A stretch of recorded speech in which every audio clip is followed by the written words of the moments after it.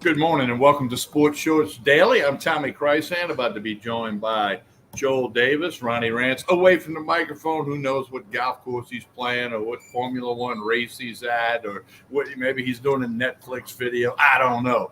But I'm located at Tremonti's Meat and Seafood where they got the lunch specials. They got a contest. They got a big old pumpkin over here. You can guess the weight. You can win a free turkey for Thanksgiving. Tremonti's Meat and Seafood. And, of course, everything you need for the weekend with your tailgating for high school, college, Saints, whatever it might be. And as always, Sports Shorts Daily is brought to you by the LeBears Casino and Hotel in Baton Rouge, the Barstool Sportsbook. We'll be tomorrow morning for Sports Shorts Radio, 10 a.m. to 12 noon on ESPN 104.5 Baton Rouge.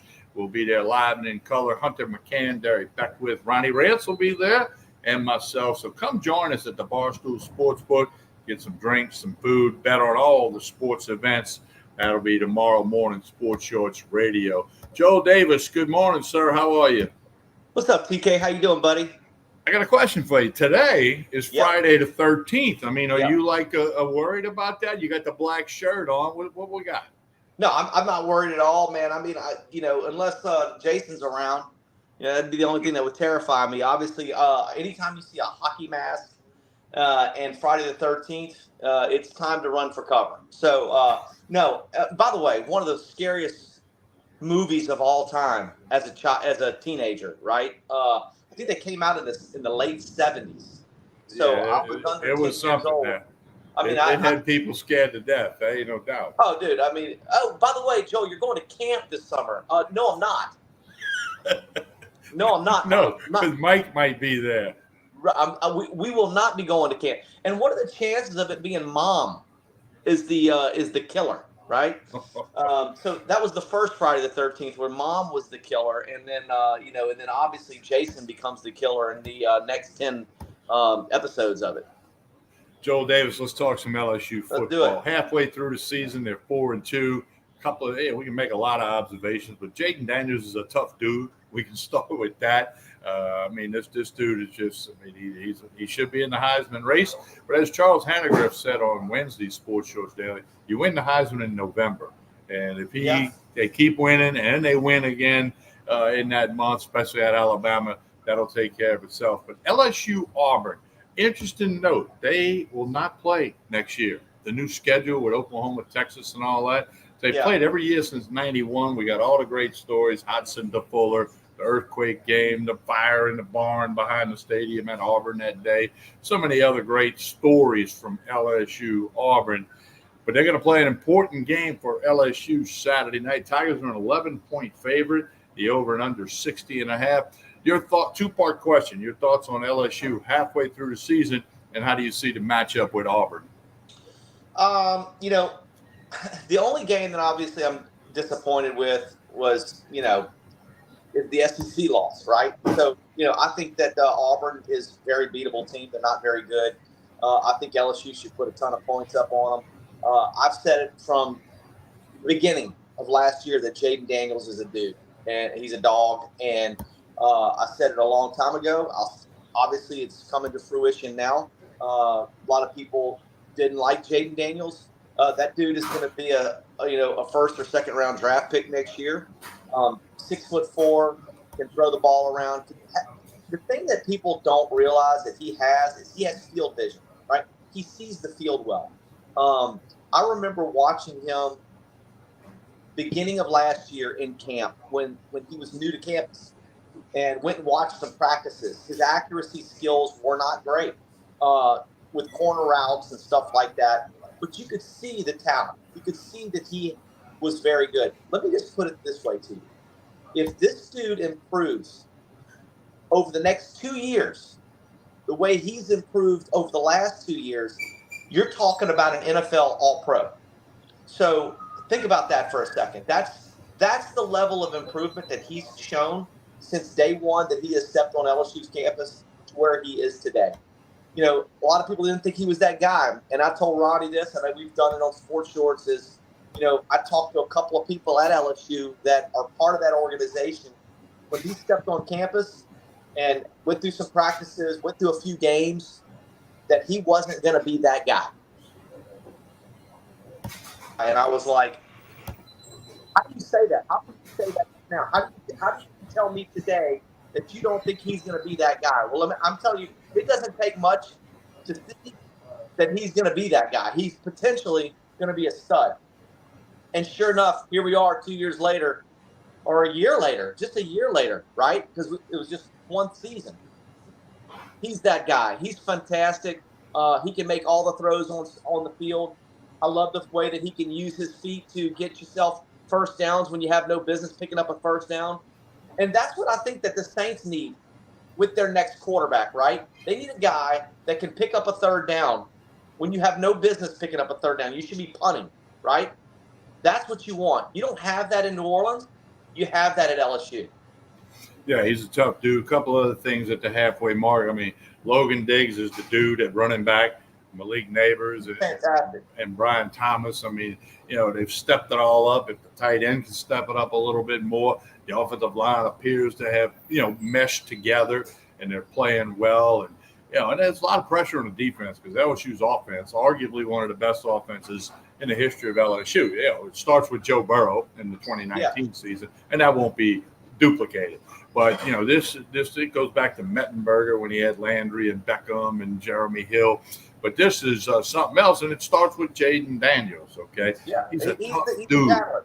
Well, and, I mean, if you're on the sideline, you're in the huddle, and you're seeing that dude take a hit, pop up, get back in the huddle, call another play, that sends a message to this team like, hey, he's doing his part to try to win this game. I better do my part, whatever that may be, even if running down on the punt, So, we'll see. And, a lot in front of this LSU team. They're not mathematically eliminated from winning the West yet. Last year, the West. They need somebody to beat Ole Miss, but Ole Miss will screw that up somewhere along the line, okay? And then, of course, they'd have to beat Bama. But time will tell. But it's all about Auburn this week. Tigers versus Tigers, all the stories. And as we mentioned, they won't play next year. It won't be an annual thing going forward. And that's a lot of that happening in the SEC and other conferences with all the realignment, et cetera. But, it's the way, in 1964, Bob Dylan sang a song, "The times they are changing." Guess what? They still are.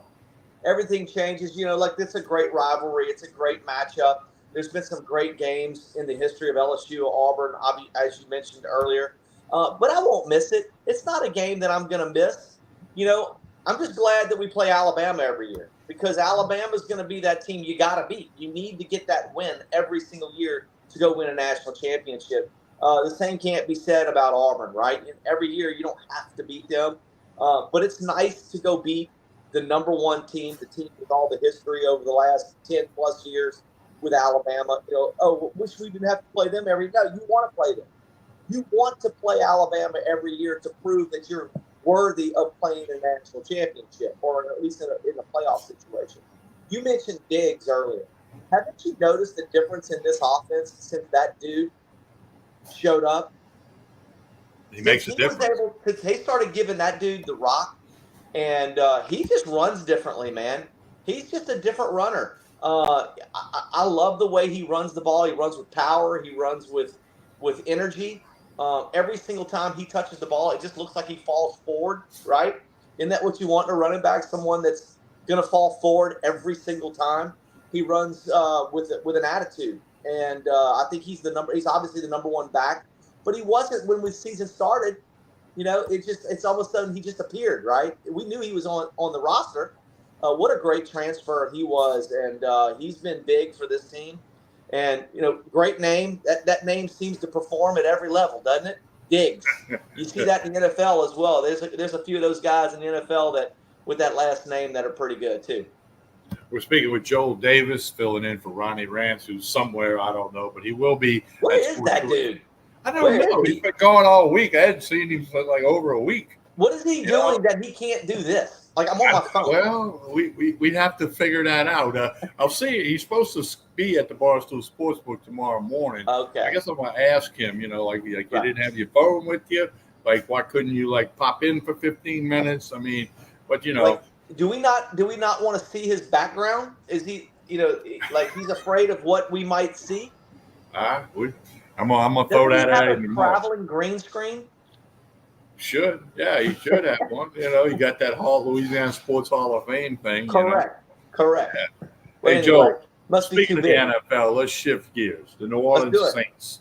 Yeah. They're going to play at Houston, a good Texans team. Saints are a 1.5 favorite. Over and under is 41.5. I have a stat for you, Joe. There are 32 teams in the NFL, right? Okay. The New What do we Orleans laugh Saints, at? we are ranked 32nd. They're number 32 on yards gained on first down. Dead Means last. we got play calling issues on first down. We have execution problems on first down. They are dead last. They're averaging 3.9 yards That's on atrocious. first down, and that's the worst in the NFL. It's number 32 out of 32. It goes. You hit the nail on the head. It goes to play calling / execute the play that's called. Something's got to change, okay? And it's probably the play call and not the execution. These are NFL dudes. I mean, yeah, everybody makes mistakes, but for the most part, they're doing what the coaches are asking them to do. They got to get a wrinkle in there and do something different and improve that first down, which then sets up a second and manageable or a third and short, and then that opens the playbook further. But when you set up second and long, you get real predictable. So you mentioned they need to find a wrinkle. They got too many wrinkles in this offense. It's old and stale. Okay? I was watching Thursday night football. It's Thursday night. I was watching Thursday night football last night with Kansas City and Denver, and they were interviewing Travis Kelce. And what Travis Kelce said something that was very telling, and it brought something back to me that I saw in last week's game with the Saints. So Travis Kelce said that we are always tweaking our offense. We're always trying to tweak our offense, change things up, do things differently to stay ahead of the curve, because teams study you, right? They understand what you do, right? And what you want to do. And if you're not changing, you're stale. And it's easier to defend you if you know what your tendencies are. I can't believe I saw this in last week's game. I literally almost vomited. And when I saw it, I knew this offense is in trouble, brother. They need new guidance and new leadership. When I saw, and I'm going to stand up for a second, when I saw Derek Carr do this, I said, we're running the exact same crap and signals that Drew Brees was running 5-6 years ago. And you know let me ask you something, Tommy. If I was at the line of scrimmage and I wanted to call a route audible, okay? And here's imagine seeing this, and what might this be? Quarterback stands up, backs up, and goes like this. Down the side of his pants. What does that look like to you? Like a gun, gonna go. Seam route. Yeah. Verticals. Everybody. I'm going to get the two slot receivers to run seam routes. I want everybody to run seam routes. I watched Drew Brees make that signal 30, 40 times in his career in New Orleans. I just saw Derek Carr use the same signal this past weekend to get, and they ran a seam route, and he tried to throw one into the left side on the seam, which was obviously knocked down, incomplete. Bruh, I mean, are you kidding me, dude? I mean, we can't come up with something another signal that represents a seam route. We're gonna go with the same signal that we've been like, dude. It doesn't take a rocket scientist. These are professional defenders. You don't think that they're gonna pick up on that? It's crazy to me. It's crazy, dude. NFL offenses are not as difficult to figure out for smart defenders. LeBron James. They were calling LeBron James out yesterday at the line of scrimmage. I think it was the Buffalo Bills. LeBron James. Usually when you hear people's name, any kind of names, or Larry or Ralph, Larry, LeBron James. Dude, Larry means we're doing something to the left side. Ralph means we're going to do something to the right side. LeBron James means we're going to do a dig route and a curl. LeBron James. Bro, it's not rocket. It's unbelievable that these offensive coordinators are so freaking stupid that they think that they can outsmart smart defenders with this crap. Like, dude, I don't get it. And New Orleans is doing the same crap that they've been doing for the last 10 years. It's because of Pete Carmichael he's not an inventive type offensive coordinator. He's just doing what he already knows. That's all you're seeing. That's why they're having a problem on first down. That and the fact that other than last week against a terrible Patriot team, other than that, they just hadn't been able to score points. They can't score touchdowns. They're not effective in the red zone. It's because they're too predictable, as you said. And then, the other thing that's predictable is if you can't get anything on first down, defense knows what you're doing. Okay? Well, we do. We do on second down, TK. When it's second and like 8, we run the ball. It's so unbelievable. Like if we like to throw the ball on first down a lot. And by the way, is there anybody worse at play action than Derek Carr? He's not good. I mean, dude. What's the point? What is this? I mean, the dude doesn't even try to fake it. Like, I'm thinking of Peyton Manning when he would do play action. That dude would put it in the dude's belly. And, just sell the hell out of it and then pull it out. Like, you literally had to wait to the last second to see if he's going to pull that out and throw it. Derek Carr makes no effort whatsoever on play action. It's ridiculous. So, but we always run the ball on second and long. I keep just watch this Sunday. Second long, it's a running play. All right. Again, it's going to be a tough game against the Texans. They're getting a little better each and every week, and their quarterback's the real deal. Hasn't thrown an interception yet. Yeah, he's got an upside that's really tremendous. So the Saints got to go on the road. Then they come home for a Thursday night game. Quick turnaround. They play the Jaguars next Thursday night. So we'll see what the Saints can do. Hey, Joe, before you get out of here, tell us what's happening at Wooden Haven Furniture over there on Government Street. I know you guys are getting ready to close the door briefly. Well, I don't know if we're going to do that now with all the unsettling what's going on in the world right now, dude. I don't know. I don't know if it's the best time to be traveling anywhere in the world. So that may change our plans, but we are having our inventory sale. We're heavy on inventory, which we like to be. I'm not a business that don't order because we're not, things are slow. We are never slow. So we keep our orders coming in. We have a container coming in every month, which is a 40-foot high cube container, which means anywhere from 120 to 170 pieces of furniture hit my doorstep every month. And so we keep the inventory flowing. I've got another one coming at the beginning of November. So we have 5 containers of furniture in our store right now.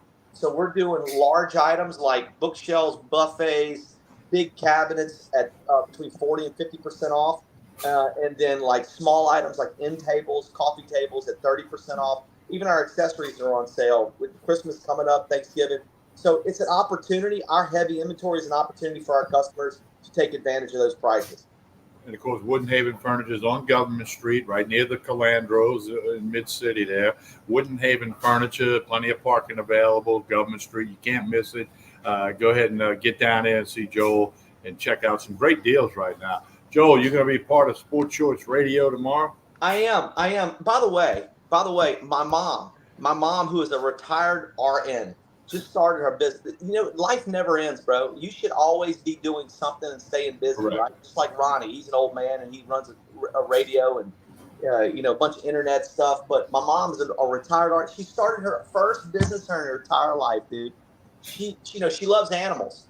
Lily's Pet Sitting Service. My mom. I'm so proud of her, dude. So if TK, if you know anybody that needs, like they're going out of town, like Ronnie, he's out of town. He would need somebody to help out with his dog if he had one. He doesn't have one. But if he had one, he would need someone to help out with it. My mom is doing it. She's fantastic. This woman has had horses her entire life, dogs, cats, birds, fish.